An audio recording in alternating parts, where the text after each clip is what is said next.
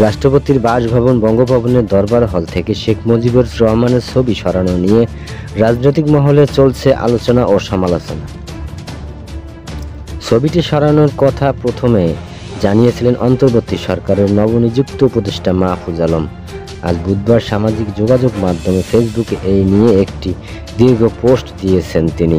ছবি সরানো নিয়ে সমালোচনা প্রসঙ্গে মাহফুজ আলম বলেছেন, কেউ যদি সরকারি অফিস থেকে শেখদের ছবি সরানোর কারণে আক্ষেপ প্রকাশ করেন, তবে তিনি এই গণ অভ্যুত্থান ও গণমানুষের চেতনার নিন্দা জানালেন। তার স্ট্যাটাসটি পাঠকের জন্য তুলে ধরা হলো।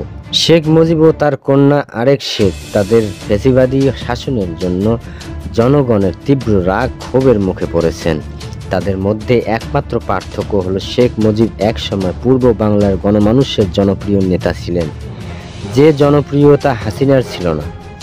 জনগণ পাকিস্তান নির্যাতন নিপীড়নের বিরুদ্ধে তার শেখ মুজিব নেতৃত্ব অনুসরণ করেছিলেন, কিন্তু ৭১-এর পর তিনি একজন নিজেই অত্যাচারী হয়ে ওঠেন। মুজিবাদের প্রতি তার সমর্থ ও পৃষ্ঠপোষকতার জন্য ১৯৭১-এর পর বাংলাদেশের পঙ্গু ও বিভক্ত হয়ে পড়েছিল।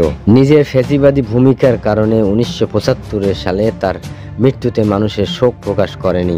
শেখ তার ৭১-এর আগে ভূমিকার জন্য সম্মান পাবে। যদি শেখ ৭১-এর পরবর্তী গণহত্যা, জোরপূর্বক গুম, দুর্নীতি, দুর্ভিক্ষ ও নিশ্চিতভাবে ৭২-এর সংবিধান যা বাকশাল প্রতিষ্ঠার পথ প্রশস্ত করেছিল, এসবের জন্যই তার দল ও পরিবারের সদস্যরা বাংলাদেশের জনগণের কাছে ক্ষমা চান।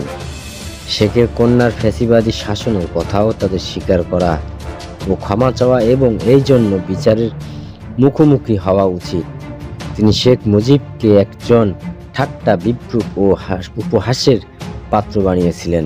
মুজিববাদী রাজনীতি ও শেখ পরিবারের বন্দনা পরিহার করা। কন্যার ফ্যাসিবাদী শাসনের কারণে শেখের ছবি সরানো হয়েছে, কর্মকর্তারা সরিয়েছেন, যদিও তা হয়েছে। যে শাসন মেয়ে করেছে ফ্যাসিবাদী বাবার নামে ও তার ৭১-এর চেতনার পর বলে তার বাবাকে দেবতুল্য করা হয়েছে, কিন্তু জুলাই গণ অভ্যুত্থানের পর বাংলাদেশের মানুষের সঙ্গে তাদের দুজনের ছবি নির্মূল ও ভাস্কর্য নামিয়ে ফেলেছে। কেউ যদি সরকারি অফিস থেকে শেখদের ছবি সরানোর কারণে আক্ষেপ প্রকাশ করেন, তবে তিনি এই গণ অভ্যুত্থান ও গণমানুষের চেতনার নিন্দা জানালেন।